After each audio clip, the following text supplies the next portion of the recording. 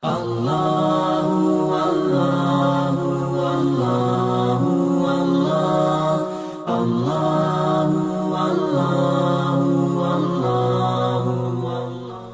Assalamualaikum warahmatullahi wabarakatuh. Innal hamdalillah nahmaduhu wa nasta'inuhu wa nastaghfiruh wa na'udzu billahi min shururi anfusina wa min sayyiati a'malina may yahdihillahu fala mudilla lahu wa may yudlil fala hadiyalah. Amma ba'du. Alhamdulillah, saudara-saudaraku kaum muslimin rahimanillah wa iyyakum. Pada pagi hari ini kita lanjutkan pelajaran kita masih tentang thaharah. Kita akan membahas tentang istinja. Apa itu istinja? Istinja adalah bersesuci dari kencing dan bersesuci dari berak. Itu namanya istinja. Istinja bisa dengan air dan bisa dengan batu atau yang semisalnya. Yang semisal batu contohnya adalah tisu atau daun yang kering atau kayu yang bisa meresap. Yang air itu bisa meresap di kayu. Itu semua bisa dipakai untuk istinja, mensucikan kencing ataupun mensucikan berak ataupun madi. Ya. Jadi mensucikan kencing, mensucikan berak, mensucikan madi. Kita baca hadisnya Rasulullah sallallahu alaihi wasallam dalam hal ini dari Salman, hadisnya sahih rawahu Muslim. Laqad nahana an-nabi sallallahu alaihi wasallam an nastaqbilal qiblah li ghaitin aw baulin. Rasulullah sallallahu alaihi wasallam melarang kami untuk menghadap kiblat dan membelakanginya ketika berak dan ketika kencing. Jadi tidak boleh ketika kita berak ataupun kencing membelakangi atau menghadap ke kiblat. Larangan ini apabila berada di tempat yang terbuka, padang pasir, di sawah, di lapangan, di hutan, di gunung. Tetapi kalau sudah berada di sebuah bangunan, maka insya Allah tidak apa-apa. Ya. Karena ada hadis Ibnu Umar. Ibnu Umar pernah melihat Rasulullah Shallallahu Alaihi Wasallam buang hajat membelakangi Ka'bah, menghadap ke Syam. Hadisnya sahih. Maka dari situ para ulama mengatakan kalau berada di sebuah bangunan maka tidak masalah, tidak apa-apa. Walaupun lebih baik tetap kita tidak menghadap dan membelakangi walaupun berada di dalam bangunan, demi menghindari perselisihan ulama. Al-khuruju minal khilafi mustahab. Keluar dari perselisihannya ulama itu baik. Nah. Kemudian yang berikutnya, wa an nastanjiya bil yamin, dan kami dilarang untuk bersesuci dengan tangan kanan. Jadi cebok dengan tangan kanan. Kemudian yang ketiga, au an nastanjiya bi aqal min thalathati ahjar, dan kami dilarang untuk bersesuci kurang dari 3 batu. Jadi minimal 3 batu. Walaupun misalkan 1 batu bisa mensucikan, tetap tidak boleh. Minimal 3 batu. Kalau 3 batu kurang, maka boleh, maka harus lebih. Ya. Jadi bersesuci dari kencing, berak, dan mandi itu bisa dengan selain air, dengan batu dan yang semisal batu. Ya. Semisal batu tadi saya sebutkan tisu, kertas, kemudian kayu yang bisa menyerap air, kemudian kain, itu semua bisa. Ya. Kemudian yang berikutnya, wa an nastanjiya bi raji'in au admin, dan kami dilarang juga untuk bersesuci atau menghilangkan najis dengan bekas kotoran hewan, bekas kotorannya sapi, bekas kotorannya kambing yang sudah mengering. Nah, itu tidak boleh. Dan demikian juga tidak boleh dengan admin, tulang, balung. Kenapa? Karena dalam hadis dikatakan itu zatu ikhwanikum minal jin, itu makanan saudara kalian dari jin. Ya. Kemudian kita sebutkan lagi beberapa adab yang berhubungan dengan istinja. Nah, salah satunya adalah tidak boleh memegang kemaluan dengan tangan kanan ketika kita baul, ketika kita kencing. Rasulullah mengatakan, wala yumsikanna ahadukum dzakarahu biyaminihi wa huwa yabul. Janganlah salah seorang di antara kalian memegang kemaluannya ketika kencing. Ya.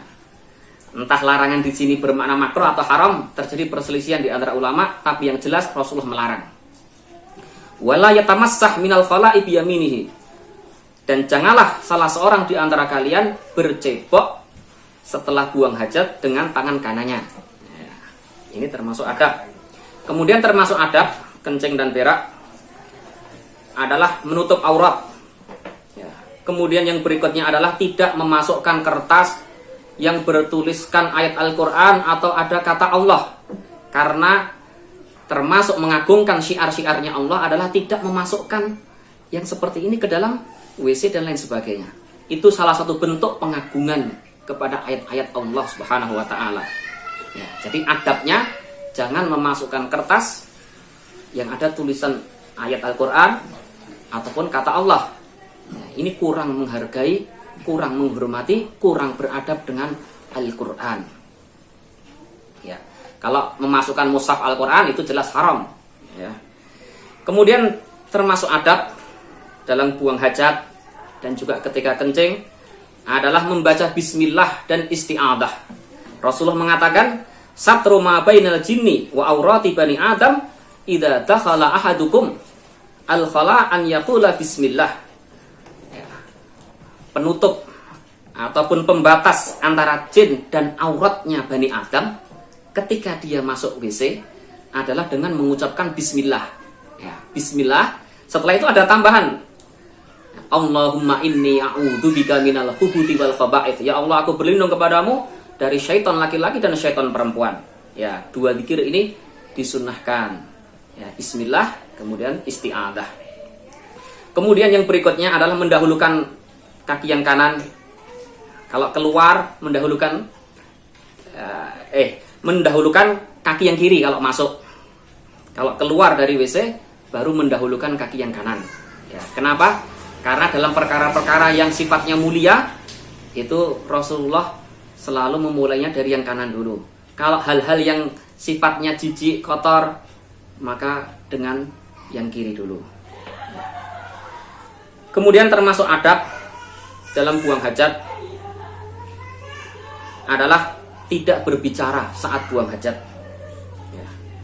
Pernah suatu ketika hadis Ibnu Umar bercerita, ada seseorang datang kemudian memberi salam Nabi Muhammad SAW. Tapi Nabi tidak menjawab salamnya. Padahal menjawab salam itu kan wajib. Tapi dalam kondisi seperti ini Nabi tidak menjawab salam.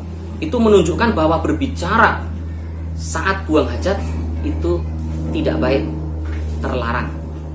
Sesuatu yang wajib itu ditinggalkan oleh Nabi SAW. Para ulama mengatakan ini menunjukkan bahwa berbicara ketika buang hajat itu hukumnya haram. Ya, berbicara sampai menjawab salam saja Rasulullah tidak menjawab. Terus bagaimana kalau bersin? Kalau bersin baca alhamdulillahnya di hati saja. Ya. Ya. Kemudian termasuk adab adalah jangan mengganggu kaum muslimin, jangan mengganggu orang. Ya, Rasulullah mengatakan ittaqu allainaini. Jauhilah oleh kalian dua hal yang mendatangkan laknat. Apa itu yang mendatangkan laknat? Rasulullah menjawab, orang yang kencing atau berak fitorikin nas, ya, di jalan karena ini ganggu, atau fidillihim, atau tempat berteduhnya manusia. Ini mengganggu dan sebab datangnya laknat. Maka kita menasihati kaum muslimin jangan mengganggu manusia, jangan mengganggu jalannya manusia, jangan mempersempit jalannya manusia. Kemudian ya, termasuk adab setelah selesai kita mengucapkan ghufranaka, ampunanmu ya Allah. Maksudnya seperti itu. Ya Allah, aku minta ampunanmu. Cukup dengan kata-kata ghufranaka, ampunanmu ya Allah, aku memohonnya. Gitu. Kemudian termasuk adab yang sangat penting, karena pembahasan kita adalah bersesuci dari najis. Supaya sholat kita sah, kita harus sungguh-sungguh. Jangan meremehkan dalam mensucikan air kencing. Orang yang meremehkan dalam mensucikan dari air kencing, ancamannya Rasulullah mengatakan inna amata adzabil qabri minal baul. Sesungguhnya umumnya atau kebanyakan adab kubur itu dengan sebab kencing. Ada hadis yang sahih, Rasulullah pernah melewati dua kuburan. Rasulullah mengatakan dua orang ini sedang diadab. Dan dua orang ini diadab bukan karena perkara yang besar sebenarnya, bukan karena perkara yang sulit untuk ditinggalkan. Yang pertama, salah satunya adalah yamshi bin namimah, jalan kesana kemari untuk mengadu domba di antara kaum muslimin. Ya, ini berarti sebab datangnya adab kubur. Kemudian yang kedua, Wa ammal akhar fakana la yastabri minal baul. Dalam lain riwayat la yastatir. Dalam lain riwayat lagi la yastabri, la yastatir. Itu semua artinya sama. Orang yang kedua adalah orang yang tidak menjaga dari air kencing, meremehkan sehingga air kencing mengenai tubuhnya atau mengenai kainnya sehingga dia sholat dalam keadaan bernajis. Ya, ini. Kemudian yang terakhir, adab yang terakhir adalah jangan kencing di air yang menggenang karena lebih berpotensi akan merubah air menjadi air yang najis. Alhamdulillah, ini dulu beberapa adab dalam buang hajat. Alhamdulillahi rabbil alamin.